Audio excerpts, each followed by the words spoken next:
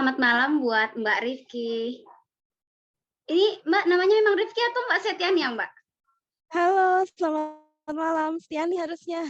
Sorry Oh baru aku iya, tadi karena rename. mungkin masih baca itunya ya, jadi Mbak Iya, Rifki. iya. Oke Mbak, tema podcast kita malam hari ini kan itu ya Mbak, self love dulu atau self knowledge ya gitu. Nah, sebelumnya Mbak perkenalkan nama saya Glory Septi Sinaga. Saya merupakan peer counselor di Love Yourself Indonesia. Eee Sebelum mungkin Mbak memperkenalkan diri malam hari ini, mungkin sebenarnya tema self love atau self knowledge ini udah sering kita dengar ya, atau mungkin istilahnya itu sekarang tuh udah banyak lah digunakan di media sosial gitu. Nah, kenapa kenapa sih, apa ya, kenapa menjadi tenar atau populer gitu ya tentang self love, karena semakin ke sini tuh banyak orang yang merasa penting ternyata menjaga kesehatan mental gitu. Dengan cara yang mencintai diri gitu, mencintai diri atau self love kata orang-orang. Nah, tapi apa sih ternyata self love itu gitu? Mencintai diri itu seperti apa sih? Apa kalau misalkan supaya sayang diri sendiri, udahlah makan es krim banyak-banyak gitu. Atau mencintai diri sendiri itu berarti kita kayak ke salon tiap hari. Gimana sih sebenarnya mencintai diri itu gitu ya, Mbak? Tapi intinya yang pernah saya baca memang self love ini kalau kita mengetahui self love yang dengan cara yang positif, itu juga berdampak positif bagi diri kita gitu. Nah, selanjutnya ada self knowledge di sini. Jadi, self knowledge ini ternyata dia nggak statis, kita mengetahui diri kita sendiri itu ya seiring berjalannya waktu gitu. Misalkan dari kita SD, dari kita sampai SMP kayak gitu ya, Mbak. Mhm. Baik Mbak, sebelum kita ngobrol lebih jauh nih Mbak, tentang apa sih kaitan, self love sama self knowledge gitu. Boleh dong Mbak Setiani memperkenalkan lebih dulu, perkenalan lebih dulu dan, aktivitasnya belakangan ini apa gitu. Karena kayaknya dari semalam, kayaknya Mbak ini padat banget ya jadwalnya gitu, sampai kita yang, menyesuaikan waktu, kok Mbak ini kayaknya padat nih waktunya gitu. Boleh dong Iya. Mbak cerita dong tentang Mbak Setiani ini, seperti apa? Terima kasih. Oke, terima kasih Kak Glory ya. Iya Mbak. Oke, terima kasih Kak Glory, selamat malam. Perkenalkan namaku Stiani Alfinuha, biasa dipanggil Stiani. Kesibukan sehari-hari, aku ngajar ya, ngajar di Fakultas Psikologi UMG di Gresik, Jawa Timur. Itu kemudian juga, jadi psikolog klinis ya di Halodoc, itu memberikan layanan konseling secara daring, kemudian juga associate psychologist juga di Solution.id, kurang lebih sama ya, memberikan layanan psikologi secara daring, entah itu konseling, atau mungkin jadi pemateri seminar, kayak gitu-gitu. Jadi intinya adalah, mmm, memberikan layanan entah itu preventif, kuratif, atau promotif gitu. Jadi kurang lebih, kesibukannya itu. Kemudian untuk latar belakang pendidikan sendiri, saya dulu S1-nya di UIN Malang, Malang Jawa Timur ya, kemudian melanjut S2 di Universitas Surabaya, Ubaya Surabaya gitu. Kurang lebih itu Kak Glory, salam kenal. Oke Mbak, salam kenal Mbak. Berarti Mbak Setiani ini sekalian ya Mbak jadi psikolog klinis ya yang proposi. Itu cita-cita saya juga dulu Mbak, soalnya saya juga, sarjana psikologi, tapi ya mungkin Ah, semoga ke depannya bisalah sampai ke S2. Amin. amin. Oke Mbak, Setiani, hari ini kita akan membahas tentang self love dulu atau self knowledge dulu ya gitu. Sebelumnya Mbak, mungkin kalau self love kan udah sangat populer ya Mbak, udah sangat tenar, udah sangat Mhm, gimana ya, mhm. bahkan baju-baju tuh kalau misalkan kita belanja ke mall tuh banyak tuh yang self love kayak gitu. Nah, jadi, mungkin kalau self knowledge-nya kali ya Mbak, yang sebenarnya apa sih self knowledge itu gitu Mbak? Oke, memang betul ya Kak Glory, bahwa self love itu sudah cukup familiar ya istilah self love. Nah, nanti kita bahas lebih lanjut nih, self love yang, tepat itu seperti apa. Nah, sebelum masuk ke self love, kita masuk ke self knowledge. Nah, self knowledge itu intinya adalah, sebuah istilah yang menggambarkan tentang siapa saya, gitu. Jadi, siapa saya ini berkaitan dengan, pengetahuan ya, pengetahuan tentang pikiran, perasaan, perilaku, kekurangan, kelebihan diri. Nah, intinya adalah, pengetahuan-pengetahuan tentang diri gitu. Itu adalah self knowledge gitu. Jadi bagaimana kita memahami diri kita, mengetahui segala aspek dalam diri kita itu adalah self knowledge gitu. Nah, tadi juga saya sepakat ya dengan yang disampaikan oleh Kak Glory bahwa mengetahui diri ini tidak statis gitu dalam artian sekarang aku udah self knowledge-nya udah oke nih. Aku udah kenal, jadi aku nggak perlu kenalan lagi dengan diriku. Jadi itu enggak ya. Jadi memang proses mengenali diri ini adalah proses yang dinamis. Karena kita manusia, kita bisa berubah juga. Meskipun terkadang perubahannya nggak ekstrim, tetapi kita ada potensi untuk berubah gitu. Sehingga self knowledge ini um, memang prosesnya adalah dinamis gitu. Saya rasa itu Kak Glory. Jadi setuju ya Mbak bahwa untuk mengenali diri sendiri itu bertahap gitu. Kadang-kadang kan kita merasa tuh karena dari kecil kita udah suka X sampai besar kita seperti itu. Ternyata kan apa ya sama seperti tahap perkembangan dia kan bertumbuh berbeda-beda gitu ya. Kayak misalkan tahap psikososialnya, bahkan tahap secara fisiknya aja itu bisa apa ya berbeda lah gitu Mbak dari misalkan dia tahap anak-anak sampai dewasa. Berarti setiap knowledge-nya juga demikian ya Mbak, dinamis ya. Artinya tidak tetap. Jadi semakin kita mungkin dewasa, semakin mungkin ada loh yang tambah dari kepribadian kita atau semakin kita oh begini loh aku gitu. Karena ternyata ada perbedaan yang mungkin dari kita pas sekolah apa ya, jadi pelajar SMP atau ketika jadi pelajar SMA bahkan jadi kuliah dan bekerja gitu. Jadi self knowledge-nya bisa jadi berbeda gitu. Nah, jadi gimana Mbak orang-orang yang dia itu udah paham atau dia itu udah memiliki self knowledge yang baik tentang dirinya sendiri itu, gimana ciri-cirinya Mbak? Oke, untuk ciri-ciri ya, ciri-ciri, orang seperti apa sih yang dikatakan punya self knowledge yang oke atau punya pengetahuan tentang dirinya yang bagus gitu. Yang pertama adalah dia kenal nih kelebihan dan kelemahan. Karena terkadang ketika kita ditanya seseorang ya, disuruh menjelaskan tentang diri, itu biasanya yang disampaikan adalah hal-hal yang bersifat identitas. Contohnya kayak nama, pendidikan, kemudian pekerjaan itu adalah hal yang mudah karena itu jelas gitu ya, jelas, kelihatan, ada legalitasnya segala macam. Tetapi, apakah self knowledge cukup dengan itu? Saya rasa enggak ya. Lebih ke arah, memahami diri kita secara utuh, tidak diri kita sebagai identitas tertentu. Terkadang kita agak kesulitan ya ketika ditanya, "Kelebihanmu apa sih? Kekuranganmu apa sih?" Gitu. Nah, terkadang agak sulit. Biasanya di beberapa orang itu ketika menyebutkan kekurangan itu bisa banyak banget. Tapi begitu ditanya kelebihan, menyebutkan satu aja itu sulitnya setengah mati gitu. Nah, itu berarti self knowledge-nya belum oke. Jadi intinya adalah ciri pertama kita kenal potensi dan juga keterbatasan kita. Karena kita manusia, kita nggak mungkin hebat terus, kita pasti punya keterbatasan juga.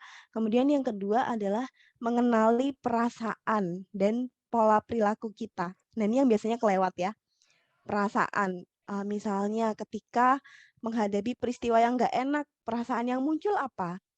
Sedih, senang, marah, jijik, atau apa? Nah, terkadang ke-skip nih. Itu juga bagian dari self knowledge. Perasaan, kemudian pola perilaku. Misalnya aku ini nggak suka di situasi yang seperti apa. Aku ngerasa nyaman di kondisi yang bagaimana gitu. Kemudian yang terakhir adalah mampu melakukan evaluasi diri Mmm, refleksi gitu. Karena memang betul ya, self knowledge ini sifatnya dinamis. Dinamis di sini artinya adalah informasinya yang dinamis, bukan skill-nya gitu. Jadi bisa jadi, ketika kita memaknai diri kita saat SMP dengan SMA, dengan kuliah itu bisa jadi berbeda gitu. Karena memang sesuai dengan tahap perkembangan ya, kapasitas, intelektual kita, kematangan emosi kita itu juga saya kurang peka misalkan kayak gitu. Memang I bener banyak see. orang yang mereka udah usia 20-an kita bilanglah 22, 25, tapi Mhm. ketika ditanya, "Kelebihan kamu apa?" Mereka diem gitu, kayak susah banget loh itu apa ya gitu, atau kelemahanku apa ya, dan saya sangat setuju ya gitu, atau kelemahanku apa ya, Mhm. dan saya sangat setuju sama Mbak Setiani tadi, di situasi ini aku seperti apa sih, di situasi ini aku seperti apa sih, itu bisa jadi evaluasi, oh ternyata, kalau aku misalkan di depan banyak orang aku kurang percaya diri, atau misalkan, kalau aku jumpa orang-orang tertentu, ih aku bisa gugup ternyata, tapi kenapa ya sama teman-teman aku yang udah bertahun-tahun, aku bisa santai aja gitu. Itu berarti bisa dikatakan mungkin susah berinteraksi dengan orang yang, baru gitu, bertemu orang baru. Jadi itu bisa disimpulkan ya Mbak, dengan evaluasi diri tadi yang seperti Mbak Septiani bilang. Nah, seperti yang saya katakan tadi Mbak, banyak nih kalau kandidat-kandidat mau kerja, mereka nggak tahu loh Mbak, kelemahannya apa dan kelebihannya apa gitu. Dan mungkin dalam indikator ternyata self knowledge-nya itu masih rendah gitu ya, karena kita bilang tadi Mhm. self knowledge itu dia paham nih, ini loh kelebihan aku, ini loh kelemahan aku gitu. Jadi bisa kita katakan, bisa jadi orang yang tidak paham kelebihan dan kelemahannya, mereka tidak tahu gitu, self knowledge mereka apa gitu. Jadi bagaimana Mbak, atau perilaku apa yang bisa kita lakukan supaya kita mampu membangun self knowledge itu ada dalam diri kita? Oke, betul banget nih Kak Glory. Terkadang pertanyaan sesimpel kelemahan dan kelebihan aja itu adalah pertanyaan yang sulit ya bagi beberapa orang yang memang self knowledge-nya masih kurang gitu. Oke, kemudian kita masuk ke hal-hal apa sih yang bisa kita lakukan untuk, meningkatkan self knowledge gitu ya. Yang pertama adalah kita kenalan lagi dengan diri kita, gitu. Kita kenalan dengan diri kita ini siapa? Barangkali selama ini kita terlalu, sibuk dengan peran-peran yang kita jalani. Maksudnya adalah, saya lulusan kampus mana, saya bekerja sebagai apa, tapi nggak pernah mendengarkan suara-suara dari diri kita. Misalnya, "Aku ini suka kalau ngapain ya? Aku ini, orang nyaman berinteraksi dengan aku karena aku kenapa ya?" Gitu. Jadi pertanyaan-pertanyaan itu adalah sebenarnya proses kita berkenalan lagi dengan diri kita. Kita mendengarkan sosok diri kita di dalam diri kita sendiri, gitu. Itu satu. Sebenarnya itu adalah, bentuk refleksi diri juga gitu ya. Kemudian yang kedua, kita juga bisa tanya ke orang lain. Karena terkadang orang lain itu kan bisa menilai ya, bisa menilai kita gitu. Kita tanya, kalau kita tergantung ya, pertanyaannya bergantung dari apa yang mau kita gali. Misalnya mau tanya kelebihan, kita tanya, "Kenapa sih kok kamu mau berteman dengan aku? Kenapa sih, hal-hal apa yang membuat kamu nyaman berelasi dengan aku?" Gitu. Atau menurut kamu, aku ini, kekuatannya di mana? Bagusnya di mana? Dan itu boleh ya ditanyakan. Begitupun sebaliknya dengan kekurangan. Aku nih orangnya gimana sih? Aku nyebelin ketika apa? Gitu. Nah, itu boleh kita tanyakan pendapat orang lain. Kemudian, berikutnya adalah, eee, boleh juga untuk minta bantuan profesional gitu ya, dalam hal ini psikolog. Gitu. Jadi ini sekaligus mematahkan stigma ya bahwa yang datang ke psikolog itu pasti dalam tanda kutip bermasalah, itu enggak. Karena untuk berkenalan dengan diri kita, terkadang kita ibaratnya butuh cermin, butuh butuh orang yang benar-benar netral, benar-benar objektif, benar-benar kompeten untuk menilai diri kita. Misalnya, ketika kita SMA, kita bingung nih mau jurusan apa, itu kan sebenarnya self knowledge-nya juga belum terbangun ya, belum terbentuk, masih juga usia remaja, jadi wajar gitu. Kemudian ikut tes minat bakat. Nah, itu adalah salah satu bentuk, upaya kita untuk cari tahu tentang diri kita gitu. Kemudian kalau Kak Glory ini, setting-nya HRD ya, pasti kan di HRD pasti ada seleksi ya, seleksi entah itu seleksi psikotes atau wawancara atau apapun itu sebenarnya juga, bisa merefleksikan diri kita juga gitu. Terkadang kita agak sulit ya kalau nggak ada stimulusnya, nggak ada pemicunya untuk refleksi diri, kita agak sulit juga untuk melakukan. Terkadang perlu orang lain dalam hal ini, misal konteksnya adalah, HRD yang wawancara yang akan melakukan seleksi untuk menanyakan. Nah, itu baru baru ngeh, "Oh iya ya, itu penting juga ya untuk diketahui," gitu. Jadi secara umum yang pertama adalah kenalan lagi dengan diri sendiri, yang kedua boleh untuk tanya ke orang lain, dan yang ketiga kalau memang diperlukan boleh juga kok untuk, assessment ya istilahnya, mmm, memeriksakan diri, tapi bukan memeriksakan diri dalam konteks negatif enggak ya, tapi, membutuhkan bantuan profesional. Jadi kurang lebih itu. Iya Mbak Setiani, saya setuju sama Mbak Setiani, saya jadi flashback nih pas semester 5 kali ya, waktu belajar psikologi, terus belajar tes inventory. Kita kan ada tes inventory tuh tes, kepribadian yang, EPPS, Papi Kostik itu. Nah, Ah, heeh heeh. ketika belajar EPPS tuh, kan ada tuh hasil-hasilnya atau pas belajar Papi Kostik yang A-nya berapa, D-nya berapa gitu kan. Akhirnya, di situ evaluasi diri juga, Mbak, bener nggak ya, ternyata aku pekerja keras. Iya iya, aku setuju aku pekerja keras. Kemudian ada yang dia, kamu adalah orang yang ternyata, apa ya, susah untuk memutuskan sesuatu gitu. Kayaknya enggak kok, kayak gitu kan. Kok tesnya tuh, kok aku kayak gini, tapi setelah dipikir-pikir, iya ternyata aku tuh orangnya pelin-pelan banget gitu ya, atau ternyata memang kalau misalkan memutuskan sesuatu, memang harus berpikir pelan-pelan atau dalam banget gitu, butuh waktu berjam-jam kayak gitu.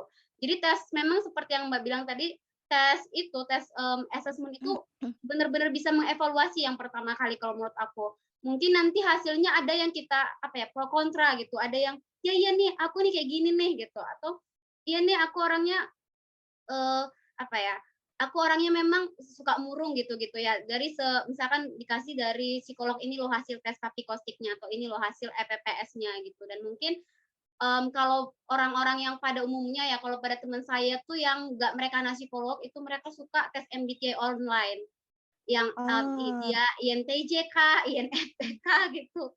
Jadi dari situ pun mereka bisa mengevaluasi gitu, Mbak. Jadi akhirnya, kalau diceritakan, "Kamu orangnya gimana?" Dia bisa, cerita gitu, gitu sih, Mbak. Bener banget, Mbak. Dari tadi kenalan dulu, pergi ke, apa ya, ke profesional. Karena banyak, ketika di semester 5 atau semester 6 pas kuliah baru paham, "Ih, aku nggak ini nih jurusan aku. Kayaknya aku salah jurusan," gitu. Dan ternyata itu salah satu orang-orang indikator yang memiliki self knowledge ya, Mbak, yang rendah lah ya kita bilang. mhm. Karena banyak tuh nanti pas skripsian stres terus, "Kenapa kemarin ngambil ini?" "Iya karena orang tua," gitu, atau "Kemarin nggak tahu mau milih apa," gitu, "ikut-ikut teman aja," kayak gitu. Jadi penting banget ternyata self knowledge ini sejak bahkan, SMA gitu, biar tamat SMA ini aku mau jadi apa, udah tahu, nggak dan tegas lah sama diri, asertif gitu ya. Jadi kalau Mhm. orang tua bilang, "Kamu harus jadi guru," tapi dia pengennya jadi dokter, gitu. Karena harus tahu dulu, kadang orang tua, "Kamu harus jadi guru," ya diikutin karena dia pun nggak tahu dia pengen jadi apa, gitu. Itu salah satu menurut aku, Betul, mhm. kenapa, orang-orang remaja itu ya ikutin apa yang kata orang tua. Mungkin self knowledge-nya juga Mhm. termasuk yang rendah ya, Mbak, karena mungkin tahap Mhm. yang perkembangannya tadi, gitu ya, Mbak. Mhm. Oke, Mbak Setiani tadi, Mbak Setiani udah cerita nih tentang perilaku apa, hal-hal apa yang bisa membangun self knowledge pada diri kita. Nah, sebenarnya mungkin dari kita tadi cerita saya udah, tahu sih Mbak, bahwa self knowledge ini sangat penting ya dalam diri kita sendiri. Kalau menurut Mbak Setiani sendiri, seberapa besar Mbak pentingnya gitu self knowledge ini pada diri kita? Oke, dari obrolan kita malam ini ya, self knowledge itu menurut saya pribadi itu cukup penting. Karena ketika kita paham dengan diri kita paham potensi dan juga keterbatasan kita akan lebih mudah untuk menentukan tujuan hidup, gitu. Sesimpel misalnya, mau kuliah jurusan apa, itu kan kalau kita nggak punya self knowledge yang oke, bingung juga gitu mau kuliah jurusan apa gitu. Jadi dengan kita, punya self knowledge, kita bisa menentukan tujuan hidup, satu. Kemudian yang kedua adalah kita bisa memecahkan masalah secara efektif, lebih efektif gitu. Karena nggak dipungkiri ya, kita hidup nggak mungkin nggak ada masalah, pasti ada masalah. Mungkin tergantung ini kadarnya apakah ringan, sedang, berat gitu masalahnya, tapi pasti ada masalah. Dengan kita punya self knowledge, kita kenal dengan diri kita, ketika dihadapkan dengan masalah, kita lebih bisa paham nih, aku bisa menyelesaikan ini dengan cara apa gitu. Kemudian yang ketiga adalah kita jadi lebih mudah untuk mengambil keputusan. Karena kita tahu diri kita itu seperti apa, butuhnya yang bagaimana, nyaman di situasi apa, nggak nyaman di keadaan yang bagaimana gitu. Nah, berikutnya adalah kita bisa menyaring omongan orang tentang diri kita. Nah, maksudnya ketika kita tahu diri kita siapa, kemudian ada orang lain yang memberikan judge negatif, itu kita bisa "Enggak kok, aku nggak gitu," gitu. Meskipun nggak diucapkan ya, tetapi kita bisa menyaring informasi mana yang harusnya kita dengar, mana yang harusnya kita bodo amatin aja, gitu. Dan aku rasa itu penting ya, apalagi di era, kemajuan teknologi, kemajuan sosial media yang dengan gampangnya kita melihat kehidupan orang, kemudian kita cenderung untuk comparing atau membandingkan. Kalau self knowledge kita nggak oke, kita akan, cenderung menyalahkan diri gitu ya. Ya, kok kelihatannya temenku bagus-bagus ya, karirnya, pendidikannya, kok aku gini-gini aja gitu. Itu karena salah satunya karena, terbatasnya self knowledge gitu. Aku rasa itu ya yang pertama adalah, bisa untuk ini ya, mengambil keputusan, kemudian juga untuk menyelesaikan masalah, dan yang terakhir berkaitan dengan memfilter omongan orang tentang diri kita, gitu. Kurang lebih seperti itu. Kalau dari tadi yang, Mbak Setiani, ungkapkan, sampaikan memang sepenting itu ya, Mbak. Jadi saya, akhirnya tuh fokus ke bagian problem solving itu loh. Ternyata kalau ini Mhm. masalah, tapi kita tahu orangnya pahamnya gimana, bisa jadi, untuk mengelola emosi pun kita paham gitu, "Oh ini loh masalah aku, oh begini loh aku cara mengatasinya." Dan tadi Mbak yang bilang comparing itu yang membandingkan diri dengan orang lain, karena kan, saya juga pernah jadi konselor tuh Mbak, bahkan sekarang juga sih kadang. Kadang-kadang anak remaja ini, datang tuh, "Teman saya udah begini loh Mbak, sedangkan saya masih begini aja," gitu-gitu ya.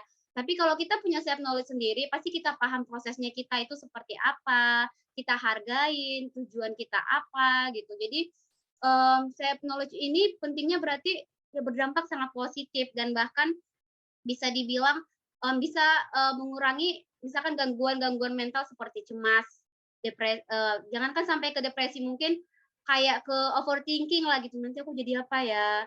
Aduh, teman-teman aku udah kerja nih semua, aku kok gini-gini aja," kayak gitu ya, Mbak. Dan, seringkali juga kalau aku pribadi tuh yang paling yang saat ini aku renungkan jadinya, di problem solving-nya gitu. Kalau ada masalah langsung cemas duluan, "Sayang nggak aku ngatasi ini?" Gitu. Tapi kalau kita punya self knowledge tadi, mungkin kita lebih, tenang atau lebih gimana ya gitu, lebih solusinya apa ya gitu ya, Mbak. Nah, kalau misalkan, contoh dari self knowledge sendiri di kehidupan sehari-hari seperti apa, Mbak? Oke, memang betul ya self knowledge ini penting dan harusnya diterapkan di kehidupan sehari-hari gitu. Kalau dari tadi kita bahas tentang, definisi, kemudian ciri-cirinya, intinya ada hal-hal yang teoritis gitu ya, sekarang kita masuk ke, contoh nih, contoh ketika di kehidupan sehari-hari. Kita dikatakan punya self knowledge kalau apa sih? Yang pertama adalah kita lebih cepat untuk mengambil keputusan berkaitan dengan diri ya, maksudnya keputusan pribadi, bukan keputusan kelompok gitu.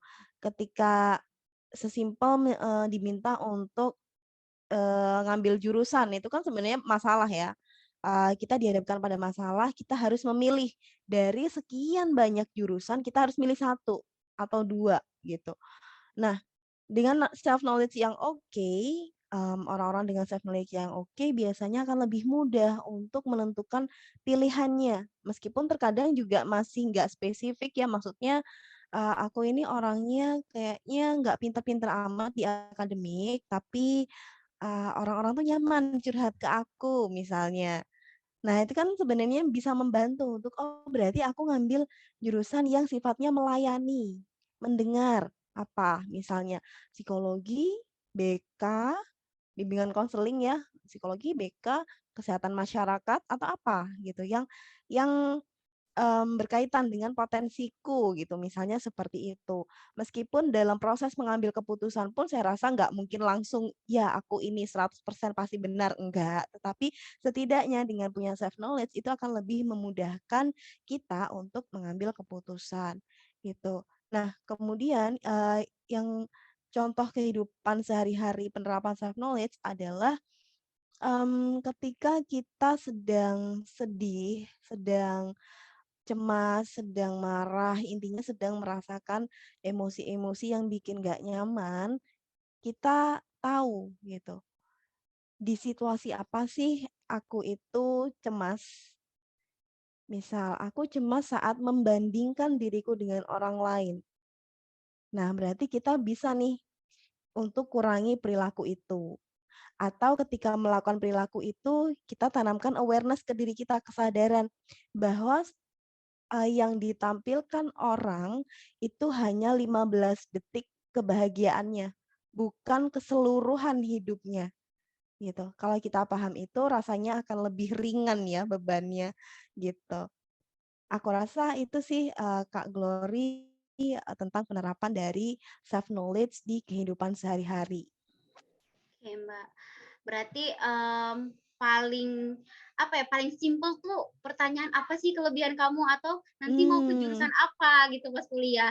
Jadi itu simpel tapi banyak yang, "Ya aku nggak tahu nih," gitu, atau, "Aku nggak tahu nih bakat aku apa," atau, "Aku nggak tahu nih aku masih mau kemana." Yang tadi, apa ya, yang tadi yang di awal yang Mbak Setiani sampaikan, di tujuan hidup gitu sebenarnya, kita mampu gitu, apa sih tujuan hidup kita.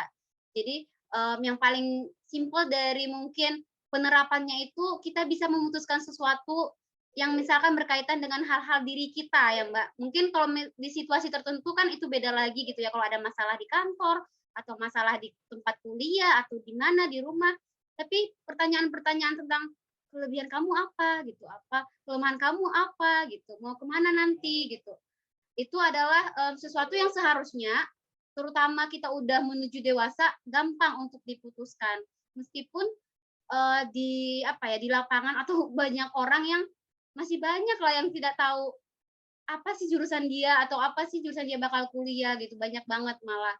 Jadi, pernah tuh baca artikel Mbak, bahwa hampir tuh 60% mahasiswa di Indonesia ini salah jurusan, dia bilang kayak gitu. Makanya gitu kerja juga berdampak gitu loh, Mbak. Akhirnya, mhm mhm, stres dan cemasnya itu karena udah, ya udahlah udah di sini gitu, mau mhm ngulang lagi nggak mungkin gitu loh, atau nggak ada mhm. penyelesaiannya juga, begitu. Ya bener banget ya, Mbak. Nah, itu tadi contoh, dari self knowledge-nya, Mbak, dari tadi yang Mbak bilang secara praktik gitu ya dan tidak teori. Lalu bagaimana Mbak menerapkan self knowledge ini? Self knowledge yang tadi udah yang Mbak jelaskan secara teoritis itu ke kehidupan kita sehari-hari. Oke, karena kita sepakat ya kalau self knowledge ini penting dan dampaknya sangat luar biasa di kehidupan kita. Gimana sih cara menerapkan self knowledge? Mungkin aku lebih bahas ke arah gimana kita menumbuhkan self knowledge di kehidupan sehari-hari. Karena dari obrolan kita tampaknya beberapa orang masih kesulitan ya untuk meningkatkan self knowledge-nya. Yang pertama adalah kita boleh loh untuk lakukan journaling. Journaling itu tuliskan. Yang kita tuliskan apa? Apapun bebas berkaitan dengan misalnya hari ini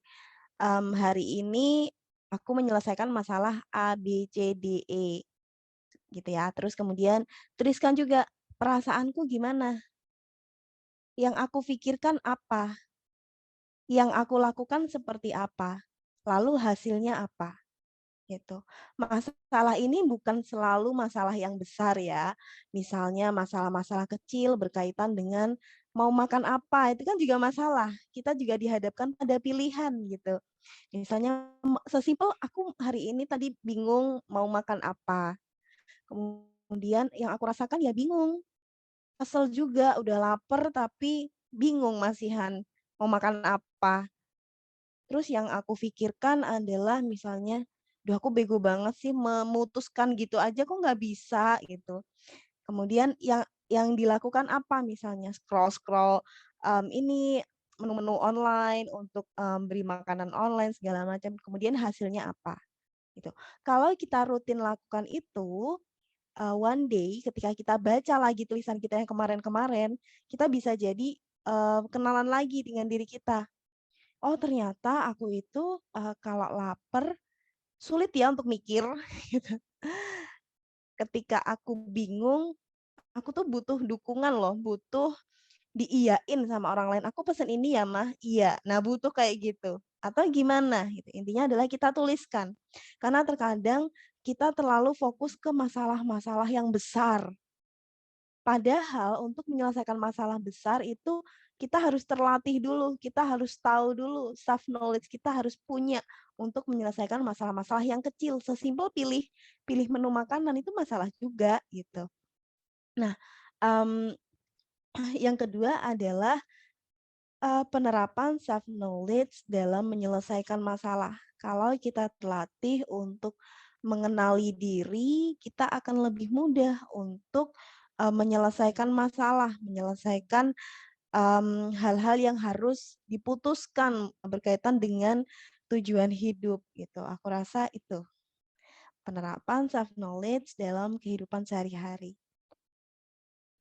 Jadi bisa journaling ya, Mbak. Sebenarnya saya dari kecil tuh suka menulis buku diary, tapi nggak paham bahwa ketika kita kuliah itu dinamakan journaling. Nah, yang paling, saya garis bawahi adalah itu kayak bisa mengevaluasi diri, Mbak. Jadi suatu saat ketika saya merasa nih titik terendah saya, pas kuliah gitu ya, pas skripsian gitu, kayak, "Aduh kok jadi gini ya, kok berat banget," gitu. Kayaknya semua orang nggak ada yang mendukung, bla bla bla, nggak ada yang paham.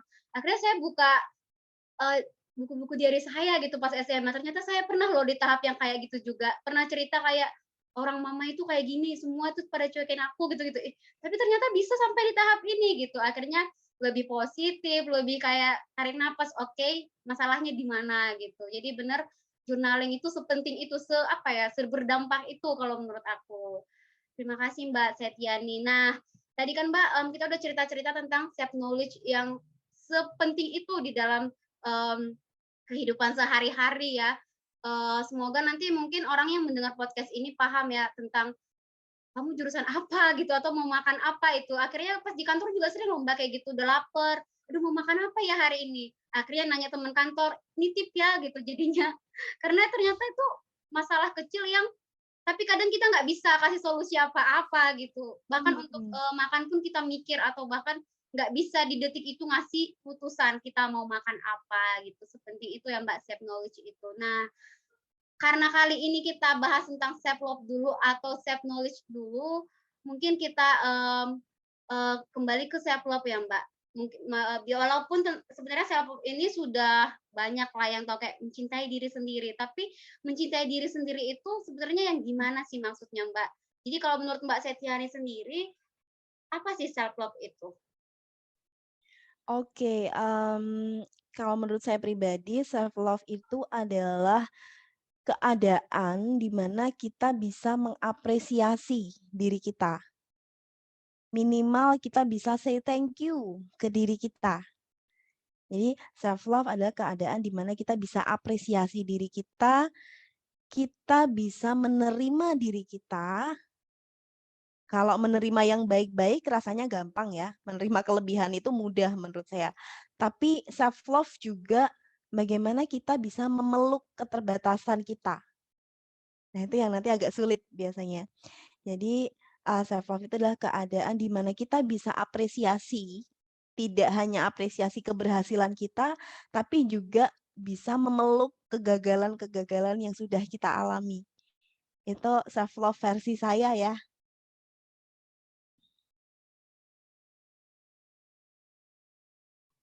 Oke, Mbak, gimana ya, Mbak, menurut saya hari malam ini tuh kayak beruntung banget gitu bawa tema ini gitu dan saya jumpa sama Mbak Setiani.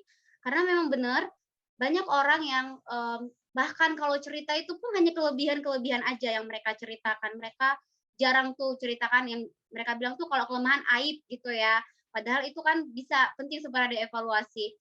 Sama saya juga pernah di tahap itu. Saya mungkin kalau dari kecil tuh bisa dibilang kayak percaya diri gitu, tapi saya ceroboh. Saya sering menghilangkan, mungkin gunting di rumah atau mungkin kunci gitu-gitu ya, yang akhirnya tuh kena marah gitu, sampai saya pernah Mhm. kayak, ya kok aku kayak gini sih gitu, tapi akhirnya saya paham bahwa, oh ini loh kelebihan aku dan aku memang, kekurangan aku memang ceroboh gitu dan akhirnya, eee, se sampai sekarang ya saya sudah berusia 20 sekian, kecerobohan saya ini bisa dibilang tetap melekat gitu, tapi saya usahakan untuk saya minimalisir Mhm. dan ketika saya berada di tahap situasi yang kecerobohan saya ini merugikan orang lain gitu ya, kayak, saya pinjam nih barang teman tapi saya nggak tahu saya buat di mana gitu ya, karena lupa atau karena, eee, mungkin ketinggalan di mana kayak gitu, ketika mereka marah, saya udah bisa mengatasi itu gitu saat ini. Mungkin, Mhm. saya udah lebih, apa ya, itu loh keterbatasan yang saya nggak bisa hilangin. Saya jujur aja gitu ya, saya orangnya ceroboh-ceroboh banget.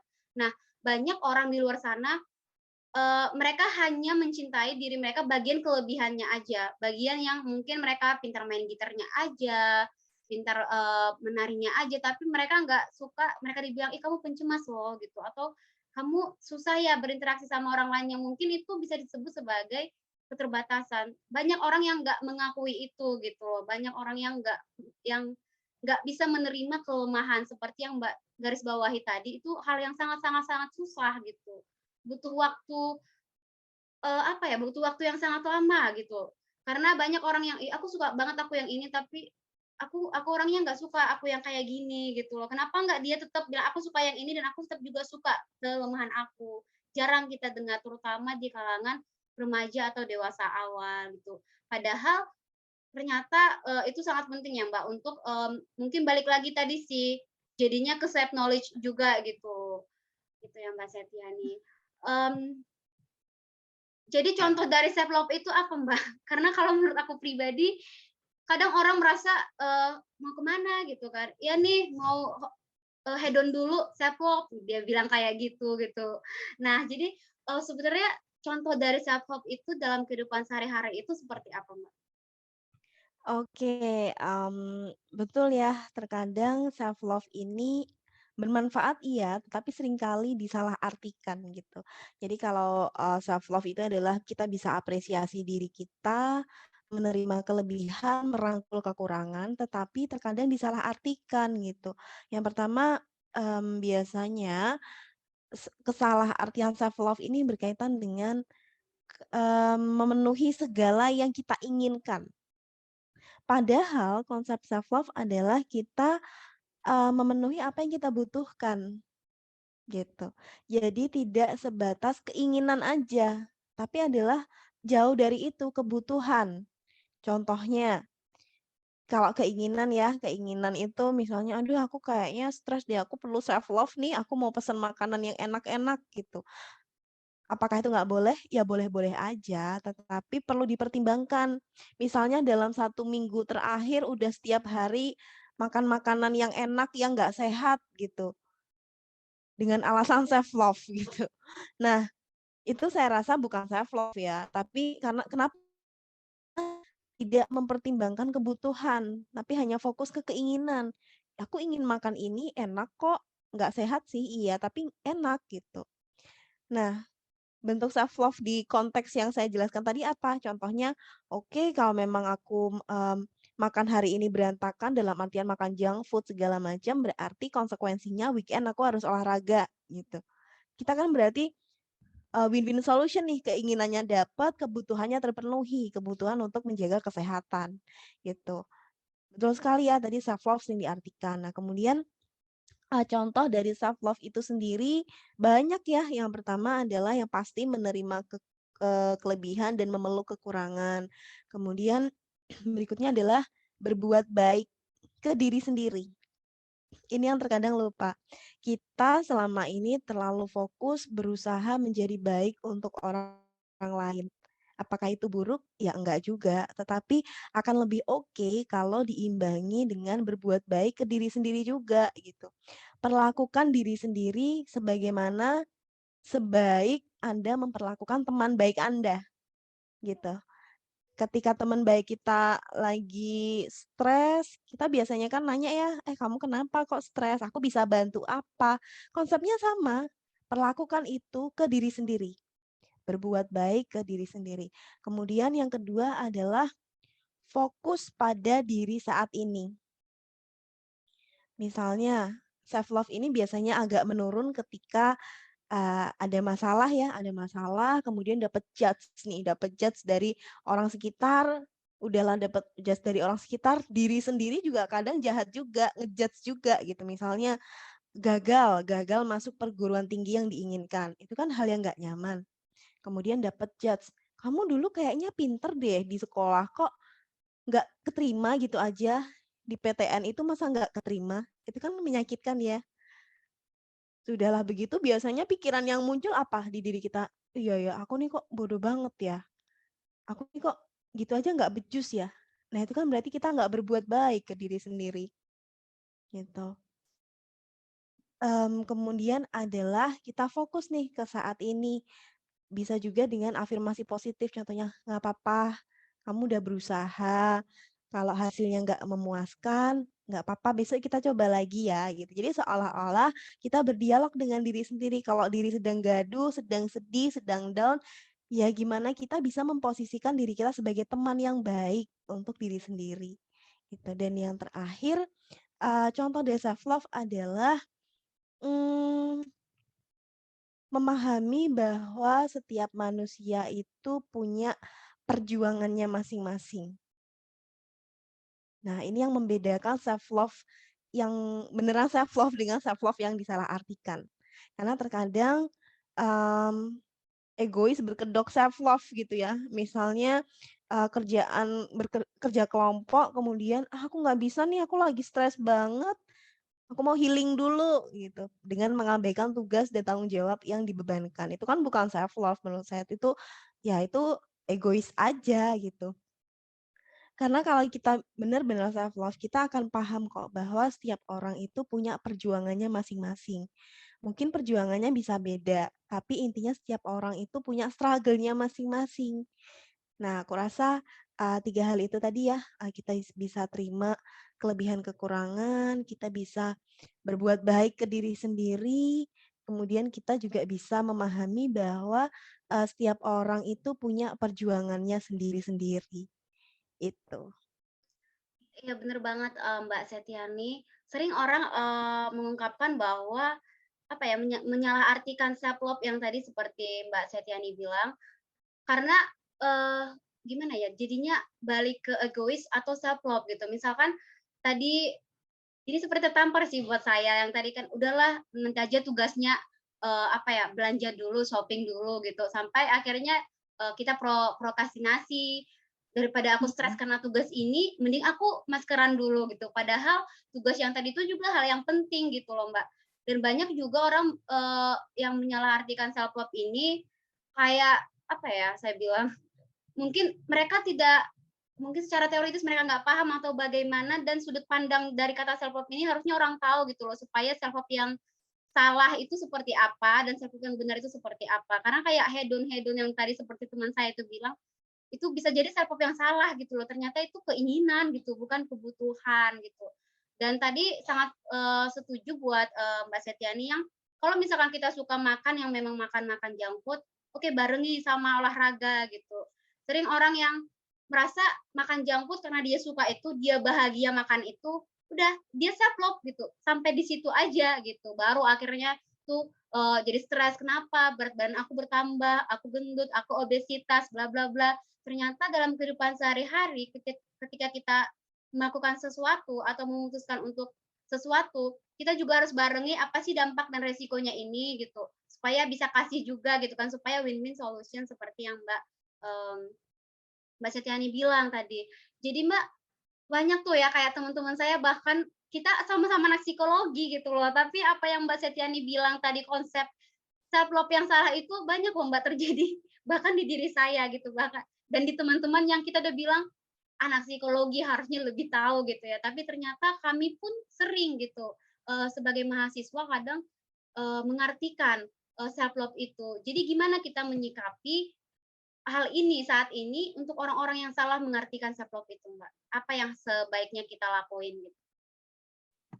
Baik, menarik nih ya, bahasan kita berkaitan dengan, ternyata banyak ya fenomena-fenomena self love yang disalahartikan atau mungkin malas berkedok self love gitu ya. Nah, gimana sih, kita menyikapi orang-orang yang, mmm, salah persepsi tentang self love gitu.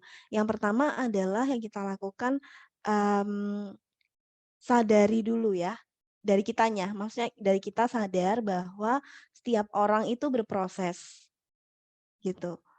Bahkan, mungkin saya pribadi juga sebelumnya nggak tahu konsep self love atau mungkin tahu, baca, memahaminya pun salah kaprah gitu, sehingga penerapannya juga salah.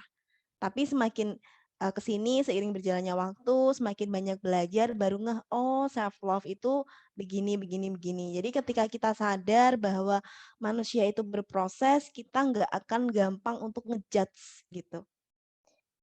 Kita sadari dulu. Berikutnya adalah kita lihat konteksnya ya. Apakah itu merugikan? Merugikan ini bisa merugikan diri sendiri dan juga merugikan orang lain. Contoh, teman kita, teman dekat, self love-nya adalah makan junk food setiap hari, setiap stres. Setiap stres dan stresnya setiap hari lagi. Nah, katakanlah setiap hari lah ya. Itu. Kalau kita lihat dulu intensitas relasi kita. Kalau teman dekat mungkin lebih gampang ya. Tapi kalau kita hanya kenal dan nggak kenal-kenal banget, kalau kita tegur juga khawatirnya tersinggung segala macam. Tapi di sini kita bahas konteksnya adalah teman dekat gitu ya. Nah, kita tanyakan dulu, nggak boleh langsung ngejudge juga. Maksudnya, kamu tiap hari makan junk food nanti bla bla bla bla bla loh. Itu kan justru nggak masuk gitu menurut saya. Jadi lebih ke tanyakan, kamu kenapa kok akhir-akhir ini sering makan junk food? Gitu. Nanti kan biasanya jawab nih, aku stres banget, aku tuh sukanya kalau makan junk food, aku jadi lebih happy, moodku jadi lebih bagus, segala macem. Oh, oke. Jadi ketika kamu makan junk food, kamu bisa lebih rileks ya, lebih happy. Bagus sih itu, cuman kalau diteruskan seperti itu, kira-kira gimana ya gitu. Jadi kita coba tanyakan perspektif dia gitu.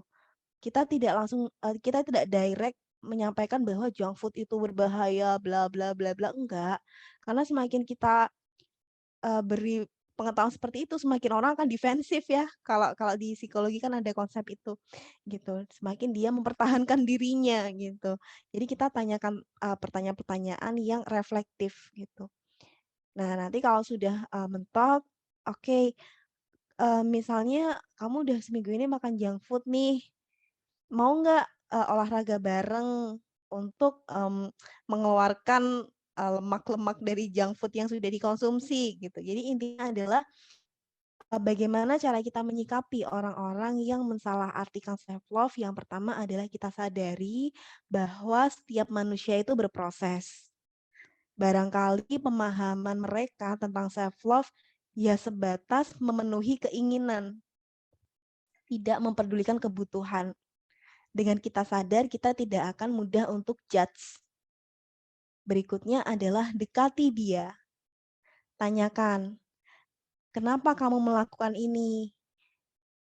Kamu butuh apa? Butuh aku temenin? Segala macam. Berikutnya adalah beri pertanyaan-pertanyaan reflektif. Gitu. Kalau misalnya dia minta advice atau saran, ya kita berikan. Tapi kalau enggak perlu. Gitu. Karena terkadang orang yang sedang mencoba mengaktifkan self love-nya itu orang-orang yang sedang nggak baik-baik aja. Maksudnya sedang nggak happy ya. Entah itu sedih atau mungkin lagi low mood aja. Dan terkadang orang-orang seperti itu hanya butuh didengar kok. Nggak butuh yang saran gimana-gimana, enggak. Hanya butuh didengar, diterima, divalidasi perasaannya. Baru kalau dia nyaman, kita boleh untuk sampaikan pendapat kita. Mau dia ngikutin, syukur. Kalau enggak, ya sudah, orang itu berproses. Gitu. Kita hanya perlu fokus ke usaha kita. Hasil akhir dari usaha kita itu bukan lagi kuasa kita. Gitu. Aku rasa itu. Iya Mbak, karena takutnya nanti kalau langsung judge gitu ya, langsung kita hakimi, dia makin parah gitu ya Mbak, yang tadi dia stres, jadi makin stres berat, atau bahkan akhirnya dia apa ya, bisa men-judge dirinya pun buruk juga, "Oh berarti aku salah ya selama ini," gitu. Berarti ada tahap-tahapnya seperti yang Mbak Septiani bilang, dan saya sangat setuju, itu saya selalu evaluasi juga. Kalau misalkan saya merasa ada seseorang yang salah, saya lihat dulu kadar intensitas saya itu ke dia seberapa kuat gitu, pertemanannya, interaksi sosialnya seberapa sering, baru saya, "Oh, kamu kok kayak gini?" gitu. Kalau misalkan saya yang tipikal cuman mengamati aja, kan ada tuh teman-teman satu kelas tapi kita nggak dekat gitu meskipun jumpa setiap hari kayak gitu. Jadi ya itu saya sangat setuju seberapa dekat kita sama orang ini gitu supaya bisa kita dekati dan kita kasih validasi seperti yang Mbak Setiani bilang. Nah mungkin tadi kan Mbak kita udah cerita self knowledge gitu ya dan kalau self love ini mungkin juga berdampak sama diri kita sendiri, juga sama orang lain dan bahkan sering gitu ada orang yang mengartikan self love tadi gitu dan tadi Mbak Setiani udah jelaskan bagaimana gitu ya menyikapi orang-orang yang seperti itu.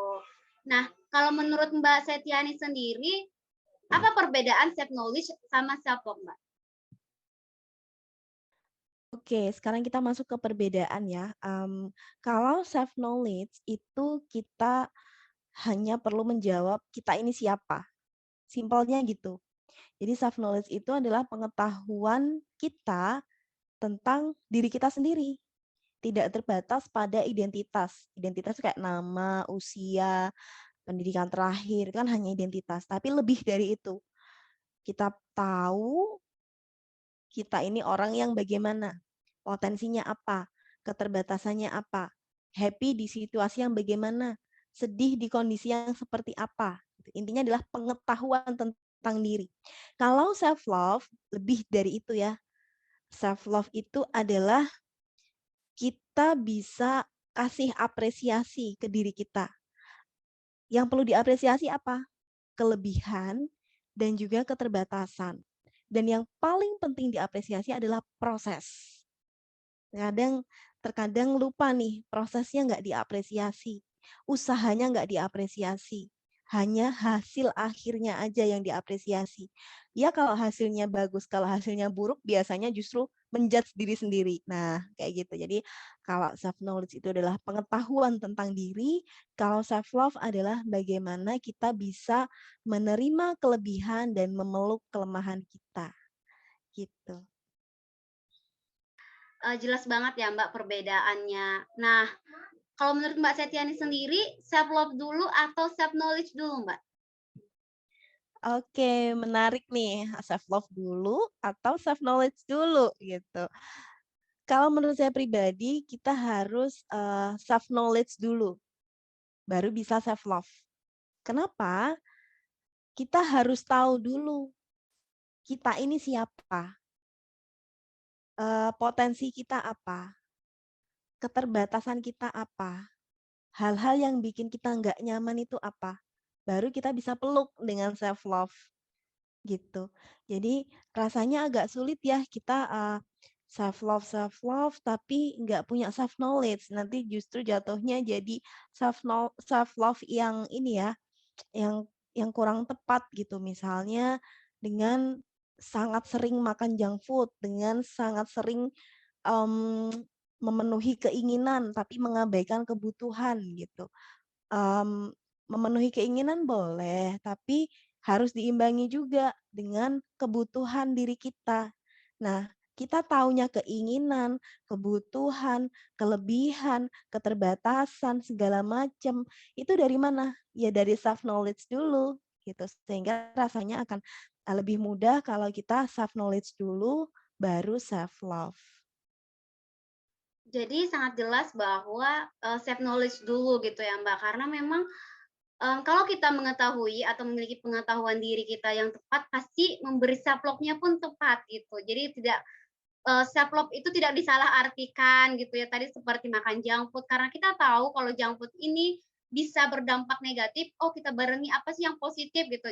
Misalkan tadi olahraga atau minum-minuman yang lebih sehat misalkan. Oke, Mbak Setiani ada lagi nggak Mbak yang mau disampaikan kira-kira yang mungkin tidak ada gitu dalam pertanyaan saya atau hal-hal yang saya lewatkan tentang self knowledge atau self love ini, Mbak.